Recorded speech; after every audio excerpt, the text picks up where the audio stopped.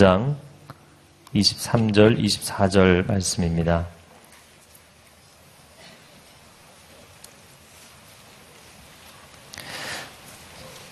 두 절의 말씀 저희가 한 목소리로 같이 읽겠습니다. 모든 사람이 죄를 지었으므로 하나님의 영광에 이르지 못합니다. 그러나 그리스도 예수 안에 있는 구속으로 인해 하나님의 은혜로 값없이 의롭다는 인정을 받습니다. 아멘. 이재훈 담임 목사님께서 그리스도를 통하여 의롭다함을 받았습니까? 라는 메시지를 증거해 주시겠습니다. 그 이전에 주 향한 찬양 사역팀의 찬양이 있겠습니다.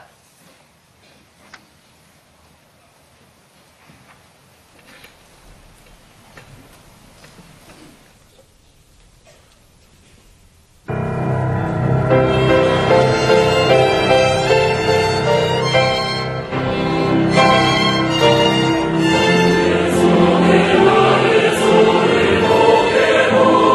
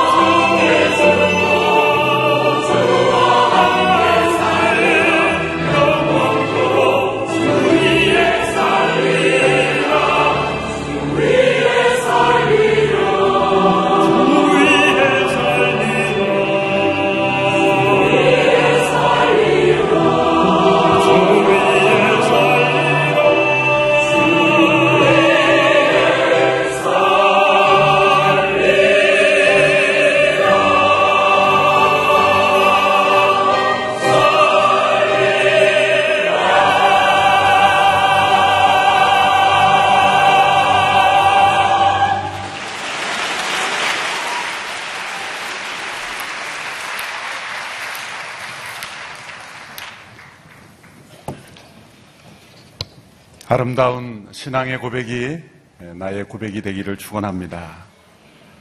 그리스도께서 내 안에, 내가 그리스도 안에 사는 삶은 허황된 표가 아닙니다.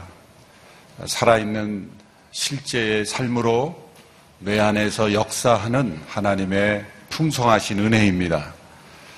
이것은 영광스러운 비밀이라고 했습니다. 이 비밀은 우리에게 허락된 비밀입니다. 이 놀라운 비밀을 우리가 체험하고 날마다 누리는 것이 하나님의 뜻입니다. 그것을 위해서 예수님이 세상에 오셨습니다. 우리 각자에게 허락된 이 축복을 누리기를 원합니다. 주님이 내 안에, 내가 주님 안에 거하는, 그래서 주를 위하여 사는, 주를 닮아가는 삶으로 나아가기를 원합니다.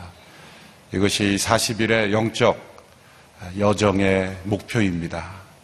이 시간 함께 합심하여 먼저 기도하며 나갈 때 주님이 이 말씀의 고백이 나의 고백이 되기를 원합니다. 주의 손에 나의 손을 포개기를 원합니다. 주의 발에 나의 발을 포개기를 원합니다. 나의 생각이 주의 생각이 되기를 원합니다. 나의 마음이 주의 마음이 되기를 원합니다. 우리의 신체가 일부분이 연약해질 때 우리는 때로 이식을 받기까지 합니다. 우리의 육체도 이식받는데 우리의 마음을 이식하시는 하나님의 능력이 왜 불가능합니까? 내 마음으로는 실패했습니다. 내 생각으로는 이 세상을 이길 수 없습니다. 죄에 오염된 이 세상에 익숙한 나의 육신으로는 하나님의 뜻에 합당한 삶을 살 수 없습니다. 나의 옛 육신은 십자가에 못 박고 자기를 부인하고 이제는 주의 마음을 품고 살아가기를 원합니다. 모든 생각을 사로잡아 주께 굴복하기를 원합니다. 나의 손과 발이 주님의 손과 발이 되기를 원합니다. 주여, 내 안에 임재하여 주시옵소서. 나를 다스려 주시옵소서. 나를 온전히 부인하고 주께서만 내 안에 온전히 주인 되어 주시고 그리스도가 되어 주시고 왕이 되어 주시고 나를 온전히 다스리는 주님 되어 주십시오. 이 새벽에 나를 내려놓고 십자가에 온전히 못 박고 주의 생명으로 다시 살아나는 역사 있게 하여 주시옵소서. 이 놀라운 비밀을 깨닫기를 원합니다. 체험하기를 원합니다. 주님, 내 안에 온전히 계셔 주시옵소서. 함께 주의 임재하심을 초청하며 믿음으로 나아가는 기도 주 앞에 올려드리겠습니다. 살아계신 주님, 나를 대신하여 죽으신 주님, 죽음에서 부활하여 승천하시며 지금도 우리를 위하여 영원한 천국을 준비하고 계신 주님, 우리 안에 임재하셔서 성령 안에, 말씀 안에 우리 가운데 역사하시는 주님의 임재하심을 체험하기를 원합니다. 믿음으로 주를 바라봅니다. 우리를 새롭게 하여 주시옵소서. 우리의 마음이 주의 마음이 되기를 원합니다. 우리의 모든 삶이 주께서 내 안에 사시는 역사가 되기를 원합니다. 주님 안에 거하며로 열매 맺는 삶이 되기를 원합니다. 이제는 내가 사는 것 아니요 오직 내 안에 그리스도께서 사시는 삶이 되기를 원합니다. 내 스스로 살았던 삶이 실패했습니다. 절망했습니다. 날마다 상처와 아픔뿐입니다. 주님, 내 스스로 사는 인생을 포기합니다. 주님께서 내 안에 거하시는 삶을 살기를 소망합니다. 매일 새벽마다 하늘문을 열어주셔서 성령님께서 임재하시고 말씀을 통해 나를 붙잡아 주시고 나의 믿음을 더욱 경고케 하여 주시고 이제는 내가 사는 것 아닌 주께서 사시는 인생으로 변화되는 40일이 되기를 원합니다. 주님 함께하여 주시옵소서. 다시 한번 기도할 때 우리 온누리교회의 모든 성도들이 나만의 믿음이 아니라 우리 모두의 주님으로 온누리교회 주님께서 주인 되신 교회로 온전히 변화되기를 원합니다. 성령님께서 온전히 다스리시는 교회가 되기를 원합니다. 주의 뜻에 합 합당한 교회 되기를 원합니다. 진정 세상의 소금과 빛된 교회가 되기를 원합니다. 우리 모두가 한 형제 자매여 그리스도 안에 하나님의 가족으로 부르심을 받았습니다. 형제의 연약함이 나의 연약함이고 형제의 아픔이 나의 연약함으로 느끼는 교회 되게 하여 주시옵소서. 실족하는 영혼이 없게 하여 주시옵시고 교만한 영혼 없게 하여 주시옵시고 형제 자매를 멸시하는 자가 없게 하여 주시고 미워하는 자가 없게 하여 주시옵소서. 긍휼과 사랑으로 서로를 불쌍히 여기며 함께 울고 함께 웃는 하나님의 가족으로 변화되게 하여 주시옵소서. 온전히 주님께서 주인 되신 교회 되기를 원합니다. 함께 합심하여 기도합니다. 살아계신 하나님 아버지, 주님의 몸된 교회를 축복하시고 지난 32년 동안 함께 하신 은혜 감사합니다. 주님만이 온전히 영광 받으시는 교회 되기를 원합니다. 주께서 주인 되시는 교회가 되기를 원합니다. 주님이 다스리시는 교회가 되기를 원합니다. 주님, 우리 모두가 하나님의 가족으로 부르심을 받았습니다. 한 형제 자매요 함께 그리스도의 몸으로 부르심을 받았습니다. 우리 모두가 주 안에 거하고 주님이 그와 함께 우리 안에 거하시는 놀라운 역사가 있게 해주시고 나의 생각이 아니라 우리의 생각이 아니라 주님의 생각으로 주님의 마음으로 주님의 비전으로 나아가는 교회가 되기를 간절히 원합니다. 아버지 하나님 함께하여 주시고 역사해 주시고 새롭게 하여 주시옵소서. 40일에 함께 모여드리는 기도를 통해 주님의 음성을 듣고 우리 모두가 한 지체요 한 공동체며 주님이 거하시는 거룩한 성전으로 변화되는 교회가 되기를 원합니다. 주님 역사하여 주시옵소서. 다시 한번 기도할 때 우리의 가정이 주님께서 주인 되시는 주님이 거하시는 가정이 되기를 원합니다. 아무리 연약하고 더럽고 추한 모습일지라도 주께서는 다 씻어주시는 주님이십니다. 주님이 우리 가정 안에 거하시기 위하여 우리 모든 가족들을 대신하여 십자가에 죽으셨습니다. 구속하셨습니다. 그 사랑이 우리의 가정 안에 온전히 임하기를 원합니다. 회복의 역사가 일어나기를 원합니다. 치유의 역사가 일어나기를 원합니다. 모든 가족들이 함께 주를 고백하고 주님 앞에 나와 무릎 꿇는 가정이 되게 하여 주시옵시고 가정마다 깨어진 마음, 상처 입은 마음 그리고 무너진 마음이 있다면 일으켜 주시고 다시 하나님의 성전으로 변화되는 가정들이 되게 하여 주시고 우리 자녀들이 주께로 돌아오며 주님을 그리스도로 고백하며 주를 위하여 살아가는 자녀들 되게 하여 주시옵소서. 방황하는 자녀들 주께로 돌아오게 하여 주시며 이 40일의 기도의 기간 동안에 각 가정마다 놀라운 성령의 역사가 나타나게 하여 주시고 주께로 돌아오는 역사가 일어나게 하여 주시옵소서. 함께 기도하며 나아가겠습니다. 하나님 아버지, 모든 가정들이 주 앞에 온전히 돌아서기를 원하며 주께서 주인 되시는 가정이 되기를 원하며 주의 말씀과 주의 훈계와 주의 사랑과 진리 가운데 세워져 가기 되기를 간절히 원합니다. 주님, 모든 가정 간에 하나님의 가정이 되게 하시고 주님께서 주관하시며 주인 되어 주시며 통치하시며 주께서 모든 가족들을 한 사람 한 사람 아무리 연약하고 아무리 부족하고 하나님 앞에 합당하지 못한 모습일지라도 더럽고 추한 모습일지라도 주께서 그들을 대신하여 죽으셨고 그들을 구원하시기 위하여 십자가에 못 박혀 죽기까지 그들을 사랑하셨으니 주님 사랑으로 하나 되며 사랑 안에 주께로 나아가는 가정이 되기를 원합니다.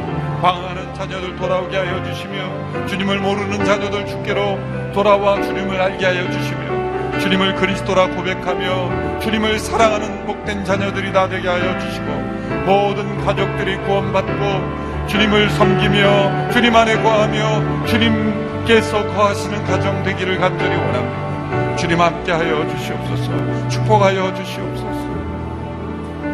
사랑하는 주님, 이 새벽에도 하늘문을 여시며 우리의 마음문을 여시며 성령 안에 주께서 우리 가운데 임재하심을 믿습니다. 말씀으로 우리를 다스려 주심을 믿습니다. 주여 우리의 믿음 없음을 도와주시며 우리의 믿음이 견고한 믿음으로 세워지는 이 아침이 되게 하여 주시옵소서. 주님께서 우리 가정의 주인 되어 주시고 온전히 통치하여 주시옵소서. 한 가족도 빠짐없이 온전한 구원에 이르며 주님을 위하여 살아가는 인생으로 변화되게 하여 주시옵소서.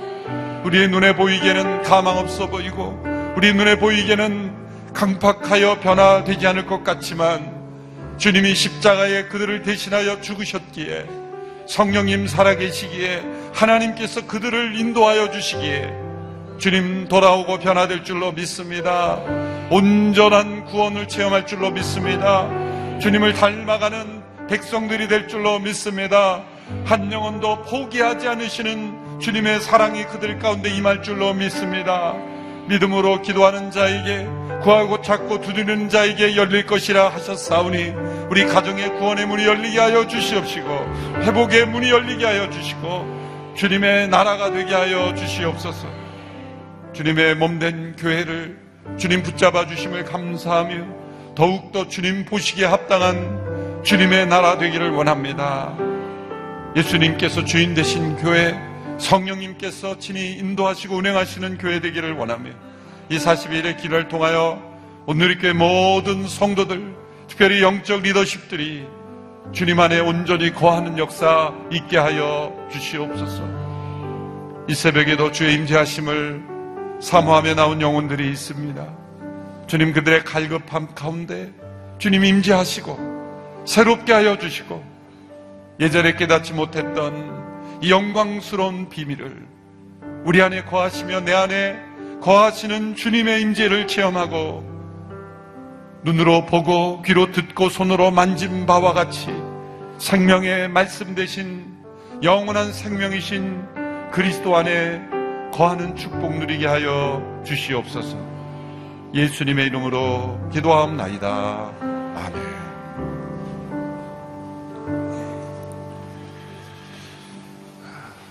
내 안에 임재하시는 그리스도는 나를 위하여 나를 대신하여 십자가에서 죽으신 그리스도이십니다.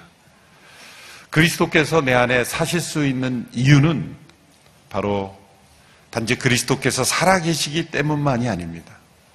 그분이 나를 대신하여 죽으시고 부활하신 분이시기 때문입니다.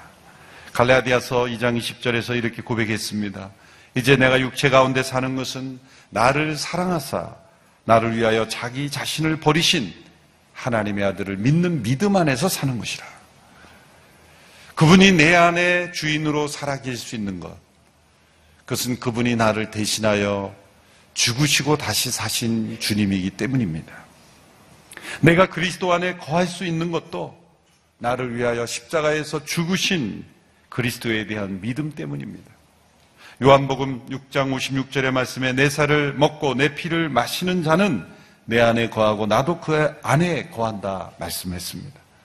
십자가에서 나를 대신하여 죽으신 그리스도를 믿는 그 믿음이 그리스도와 우리를 하나 되게 한다는 것이죠.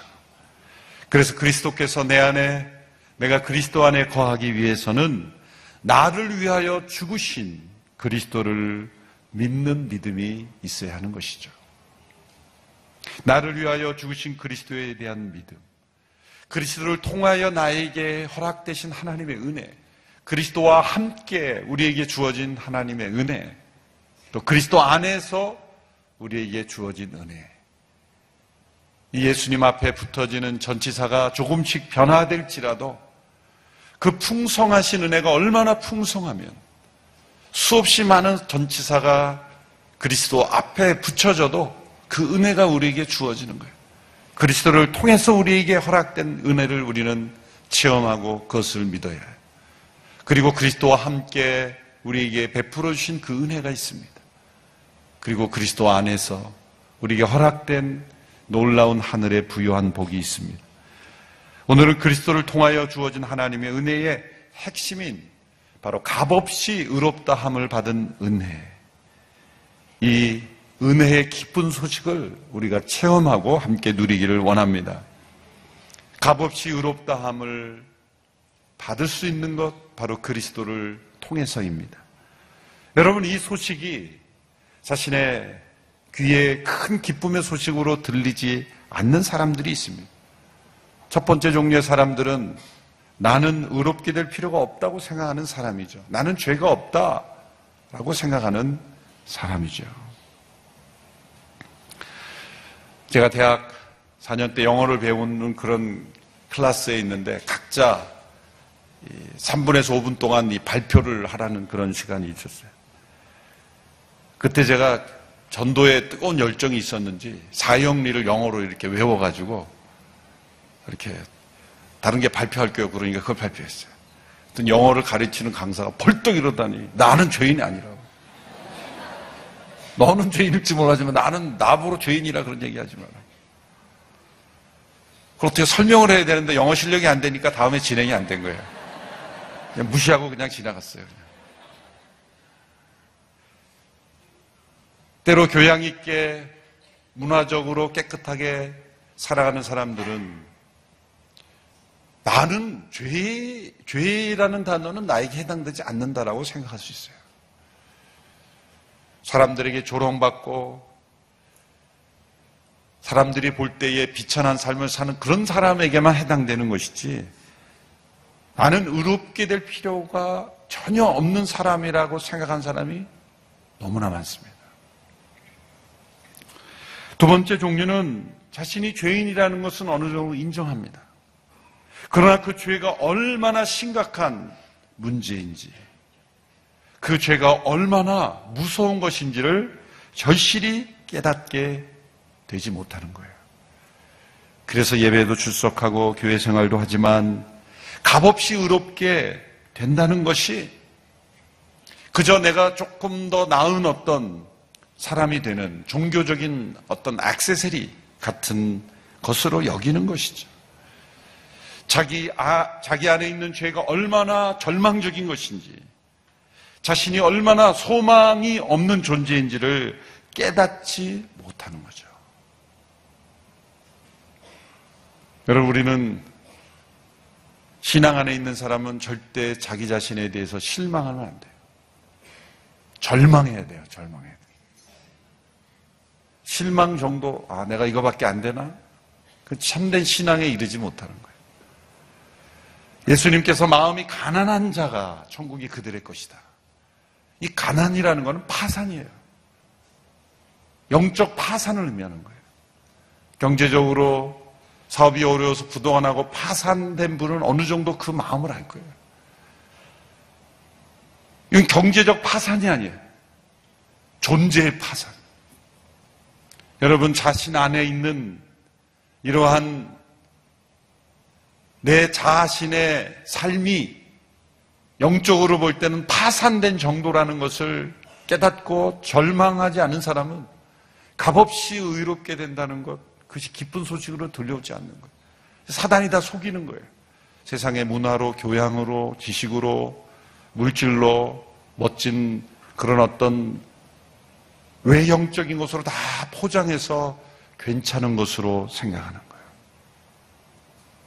로마서 1장 18절부터 3장 20절까지 이 말씀을 통해서 인간이 얼마나 절망적인 파산 상태에 있는가를 설명해 주셨어요. 로마서의 전반부는 인간이 얼마나 구원이 필요한 존재인가를 설명해 주고 있습니다. 사실 성경을 보아도 그렇지만 여러분 뉴스만 일주일 내내 뉴스만 보고 있어 보세요. 정말 인간은 절망적인 존재구나 라는 것을 깨닫게 되지 않습니까? 로마서 3장 23절에서는 이 모든 절망적인 상황을 한 구절로 요약하고 있습니다. 로마 3장 23절의 말씀을 우리 같이 한번 읽어보실까요? 시작. 모든 사람이 죄를 지었으므로 하나님의 영광에 이르지 못합니다. 모든 사람이 죄를 지었으므로 한 사람도 예외 없습니다. 하나님의 영광에 이르지 못한다. 정죄입니다.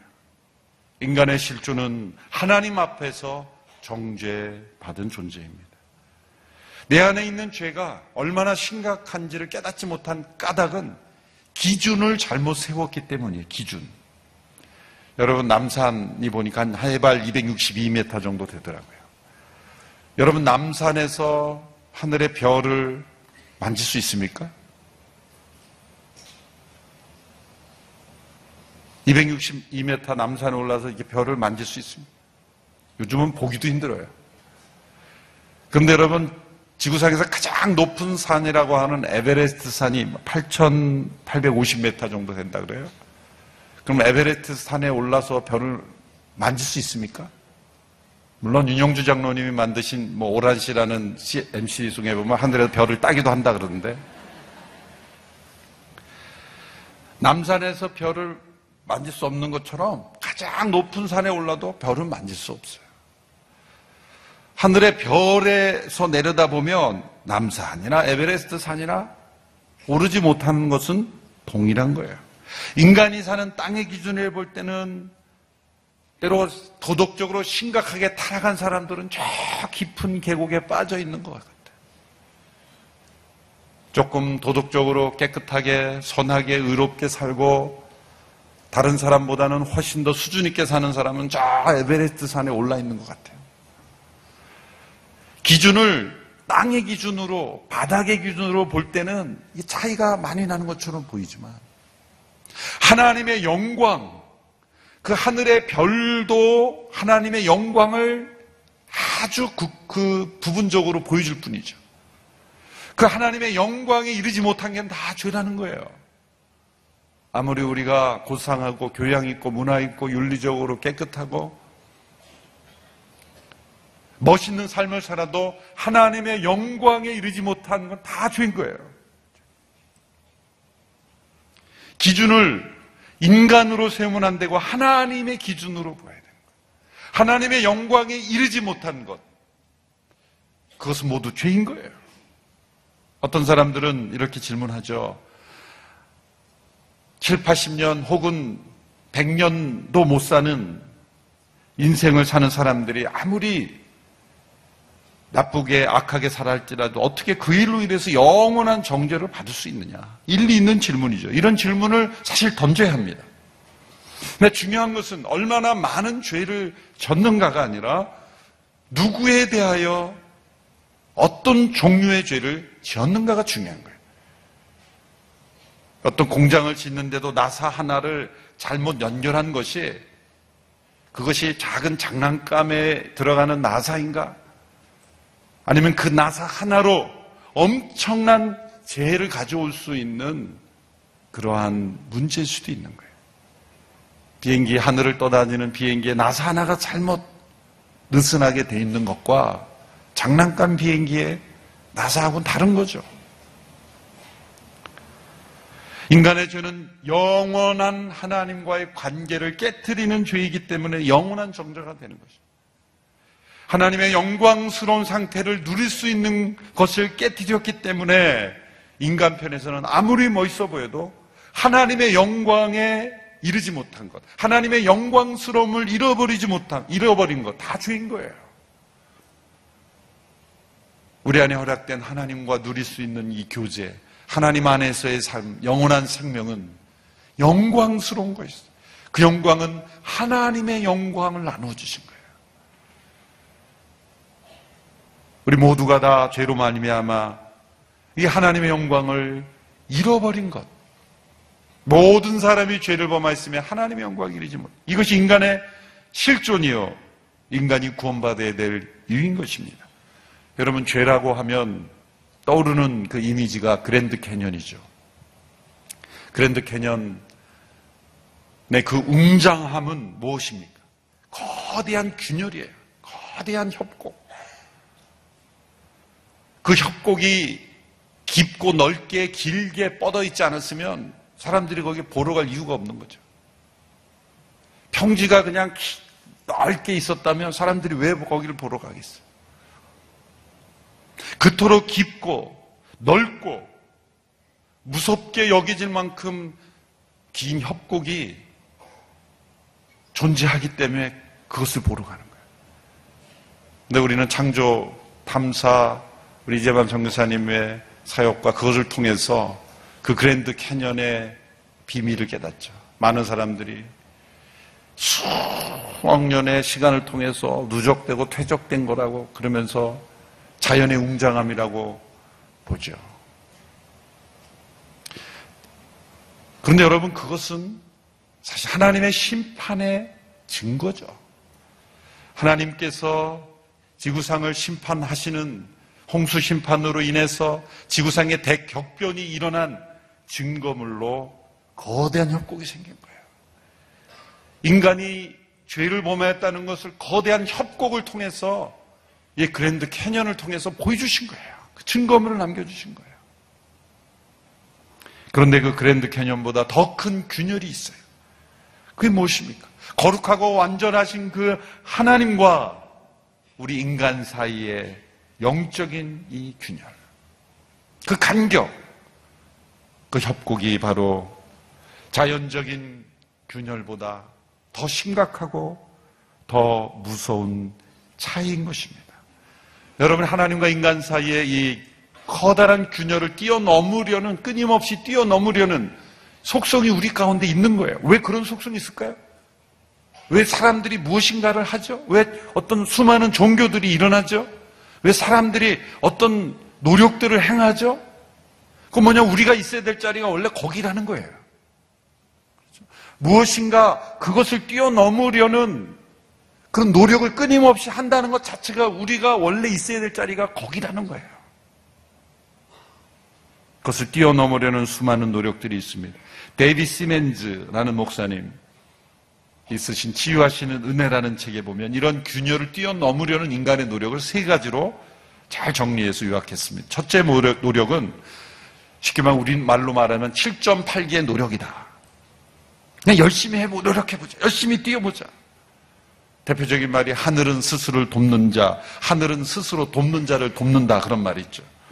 여러분, 이 말은 좋은 말이지만 복음은 아닙니다. 하늘은 스스로 돕는 자를 돕는다라고 했는데 우리는 스스로를 도울 수가 없어요. 좀 더 열심히, 뭐든지 열심히 노력하자. 신앙생활도 열심히 하면 된다. 열심 자체는 귀한 거죠. 그러나 본질과 원리를 깨닫지 못하고 하는 열심은 매우 위험할 수도 있어요. 여러분, 왜 이 방법이 효과가 없습니까? 그 협곡을 건너가야 되는데 열심히 아무리 열심히 해봐야 우리는 한 번에 공중에서 한 발짝밖에 못 뛴다는 거예요. 공중에서 여러 발을 뛰어서 갈 수가 없어요. 한 번밖에 떠 있을 수밖에 없는 거예요. 모든 사람이 죄를 범하였으면 하나님의 영광에 이르지 못하더니 이르지 못하느니, 그럼 모자라서 미치지 못한다는 거예요. 그 책에 보니까 1974년도에 어떤 스턴트맨이, 이블 리블이라는 스턴트맨이 아이다호주에 있는 스네이크 리버라는 협곡을 오토바이로 건너는 그 이벤트를 했다는 거예요. 스턴트맨인데 많은 돈을 사람들로부터 받고 이제 그 이벤트를 한 거예요. 그 오토바이가 세게 달려서 그 긴 협곡을 뛰어넘으려고, 그랜드 캐년은 아니고 다른 협곡이었겠죠. 그걸 뛰어넘는 이제 이벤트를, 목숨을 건 위험한 협곡을 한 거죠. 수많은 돈을 사람들로부터 받고.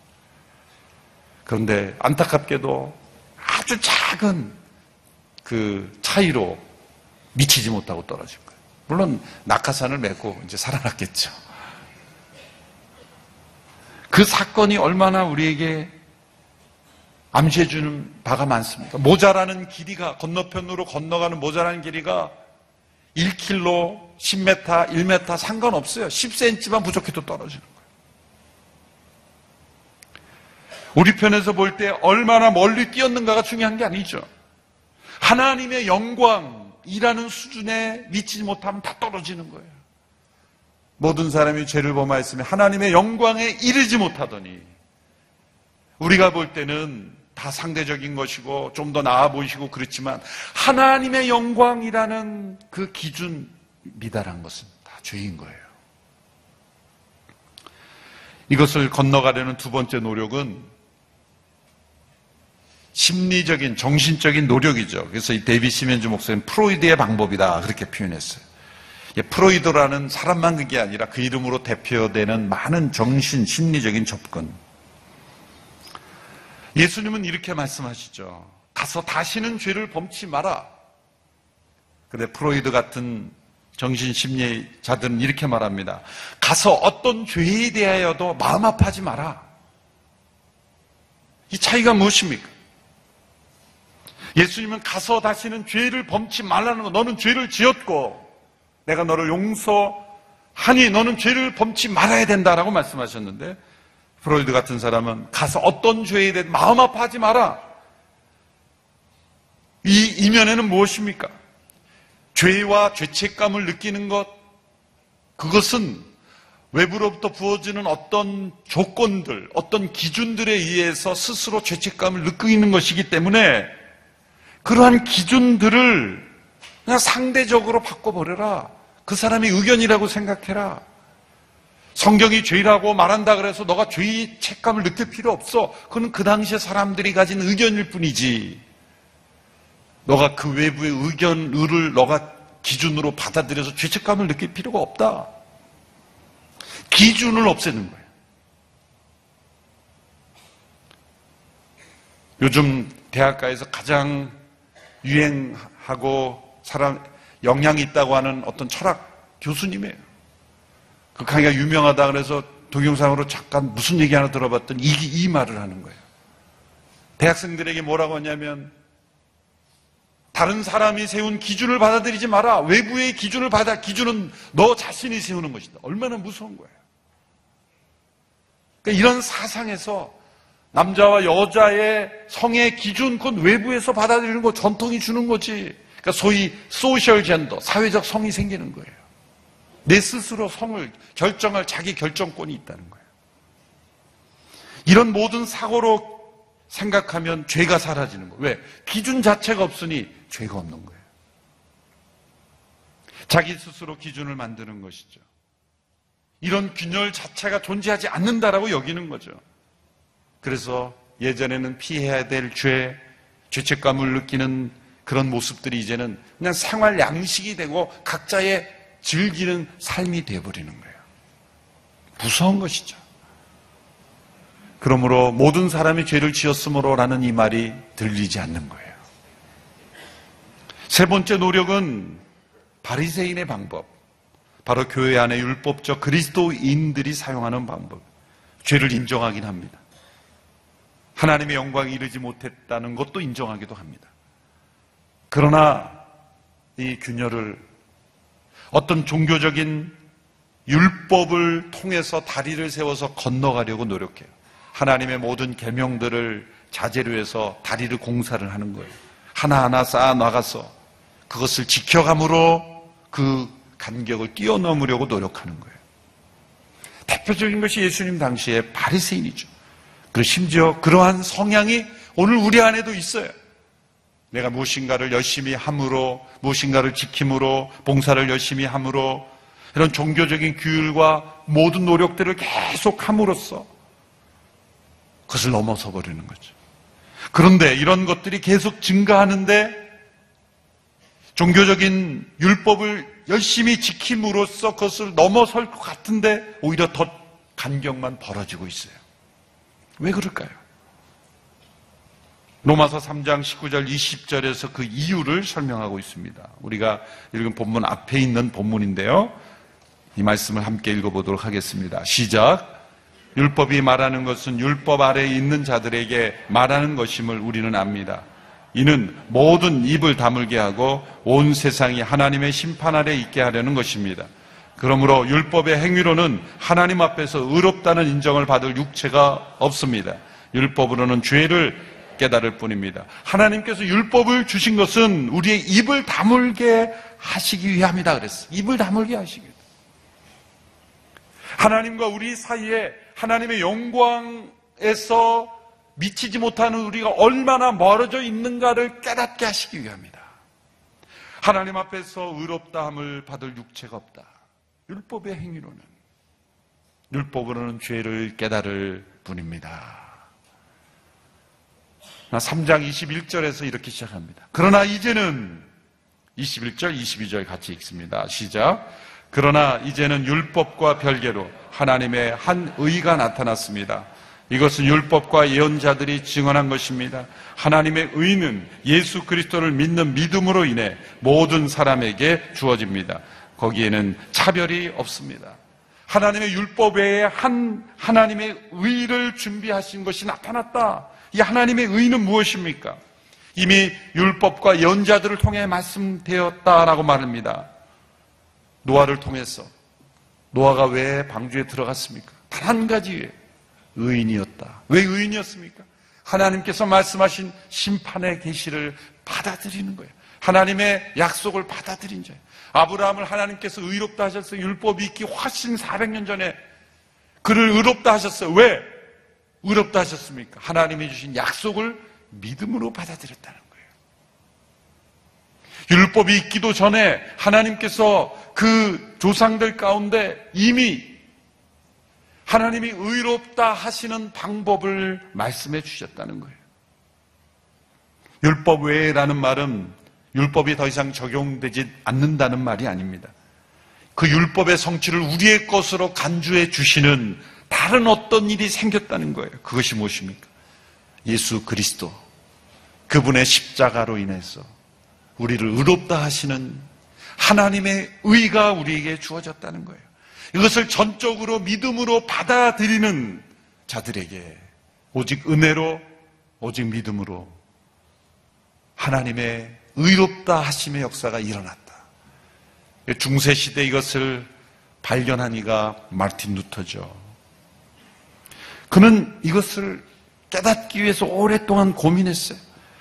그가 하나님의 의라고 할 때 생각한 거, 하나님이 의로우신 분이 죄인들을 심판하신다? 그건 어떻게 하나님의 의가 나타났다고 하느냐? 죄인들을 대하여 하나님의 진노가 쏟아진 것인데 어떻게 이것이 복음의 기쁜 소식이 되느냐? 그런 깊은 고민 속에서 오직 의인은 믿음으로 말미암아 살리라 하신 그 말씀이 깨달아진 거예요. 복음에는 하나님의 의가 나타났다. 오직 예수 그리스도께서 우리를 대신하여 죽으심으로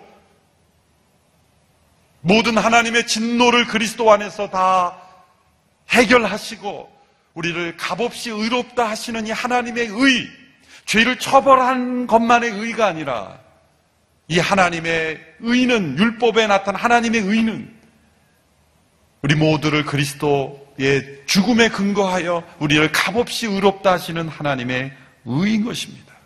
이것을 우리는 칭의라고 말하는 거예요. Justification. 3장 23절에 모든 사람이 죄를 범해서 하나님의 영광에 이르지 못하였다는 그 정죄가 우리를 값없이 의롭다 하시는 칭의로 변화되는 거예요. 24절의 말씀을 같이 읽겠습니다. 시작. 그러나 그리스도 예수 안에 있는 구속으로 인해 하나님의 은혜로 값없이 의롭다는 인정을 받습니다. 값없이 의롭다함을 받았다는 것은 가치가 없다는 게 아닙니다. 아무 대가를 지불하지 않았다는 것이 아닙니다. 그 앞에 치루어진 대가가 기록되어 있어요. 예수 그리스도 안에 있는 구속으로 인해. 이 구속이라는 단어는 사실 오늘날 잘 쓰여지지 않는 거예요. 우리가 검찰에 구속됐다, 그 단어가 아니거든요. 안타깝게도 이 단어가 같은 발음이 돼서 우리 신앙생활에 예수님으로 구속됐다 그러면 이미지가 안 좋은 거예요, 사람들. 참 그런 면에서 우리가 이 단어를 좀 바꿀 필요가 있어요, 현대적으로. 그 구속은 이렇게 그냥 몸이 붙잡힌 구속이 아니에요. 리뎀션이라는 건 거꾸로 해요. 자유케 되는 거예요, 자유케 되는 거예요. 재정적인 이유, 어떤 이유로 누군가의 빚을 져서 종이 되고 어떤 그 구속되어 있는, 우리말로 말하면 붙잡혀 있는 상태에서 오늘날로 번역하면은 사실은 보석과 같은 거예요, 보석. 보석금을 내고, 보석은 뭐예요? 자유케 되는 거예요. 보석이라는 의미가 더 그 당시 구속, 리뎀션이라는 말, 몸값을 치르고 풀림을, 팔림을 받는 거예요, 풀림을 받는 거예요.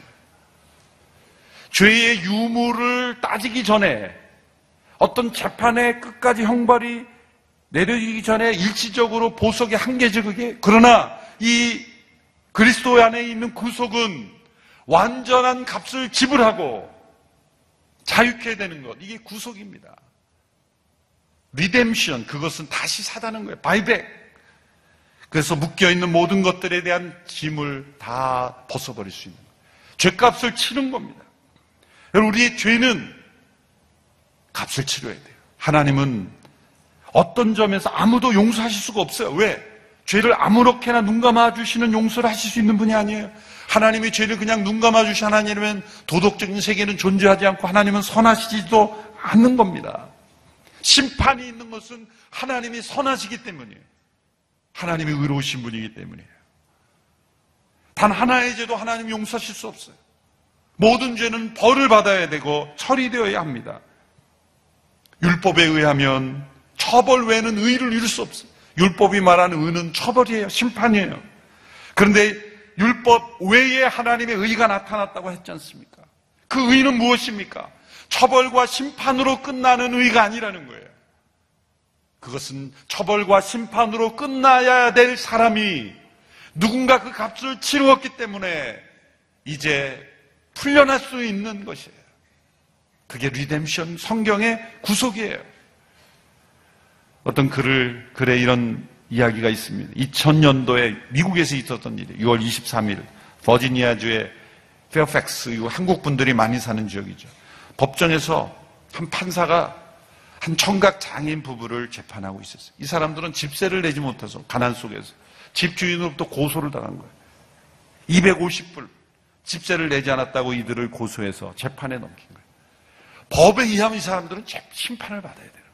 그것이 250불이든 2,500만 불이건 집세를 내지 않아 고소를 받았으니 이 사람들은 거기에 합당한 벌을 받아야 되는 거예요.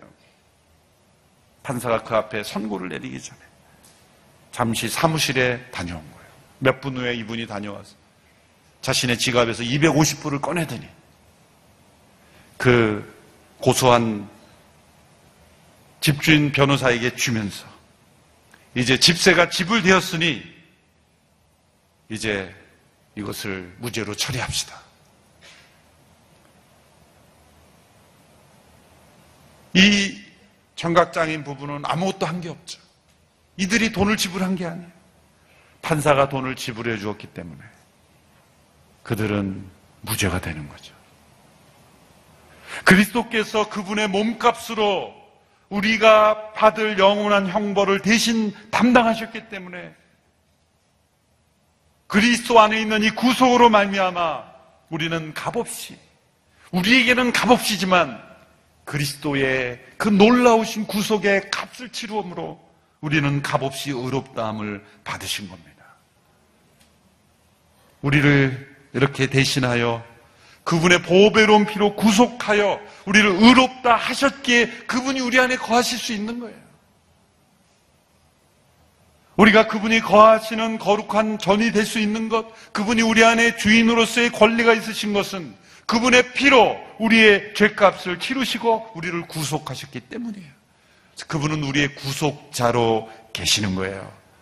단지 손님이 되실 수 없는 이유는 우리의 생명을 그분이 사셨기 때문이에요. 그리스도를 통하여 값없이 의롭게 된 자는 더 이상 내 인생의 주인이 내가 아니라고 고백할 수밖에 없는 거예요. 나를 값없이 의롭다 여기신, 나를 구속하신 예수 그리스도, 그분을 바라보며 그분을 의지하며 그분과 함께 살 수밖에 없는 겁니다. 그리스도를 통하여 값없이 의롭다 하심을 받은 이 은혜, 이 구속의 은혜, 사실 이 새벽에 나온 분들은 머릿속으로 다 아는 거 이렇게 생각했을 거예요. 다 아는 겁니다. 그런데 그 아는 것이 우리의 마음에 성령의 임재하심으로 깊은 살아있는 실제로 체험되어야 그리스도께서 내 안에 온전히 거하시는 겁니다. 그분이 내 안에 주님으로 임재하실 수 있는 것, 그분의 구속으로 말미암아 우리가 값없이 의롭다함을 받았습니다. 여러분, 용서와 의롭다 하신 거는 차원이 다른 거예요. 용서했다 그래서 죄가 없어지는 게 아니에요. 그렇죠? 내가 누군가를 용서했다 그래서 그 사람의 죄가 사에 없어지는 게 아니에요. 칭의 의롭다함을 받는 거는 그 사람이 벌을 받을 근거까지 다 제거해 준 거예요. 원래의 위치를 회복시켜 준 거예요. 관계를 회복시켜 준 거예요. 우리의 신분과 지위를 회복시켜 준 겁니다. 값없이 의롭다함을 받은 은혜, 그리스도 안에 있는 이 구속으로 말미암아 우리가 하나님의 영광에 이르지 못했지만 이제는 하나님의 영광에 이르는 자가 된 거예요. 그리스도 안에 있는 구속으로 우리는 하나님의 영광을 바라고 즐거워할 수 있는 자가 됩니다. 그 영광을 날마다 누리는 거예요. 함께 따라해 보시죠. 우리는 영광스러운 자녀입니다. 하나님의 영광을 누릴 수 있습니다. 그리스도 안에서. 기도하겠습니다. 우리 모두가 죄 가운데 하나님의 영광을 잃어버렸지만 오직 그 주 예수 그리스도의 구속으로 말미암아 값없이 의롭다함을 허락하신 은혜를 찬양합니다. 이 놀랍고 크신 은혜를 머리로 아는 지식이 아니라 날마다 우리의 삶 속에 내 안에 살아있는 진리로 체험하는 우리 모두가 되게 하여 주시옵소서. 우리를 구속하신 십자가의 보혈의 능력을 의지합니다.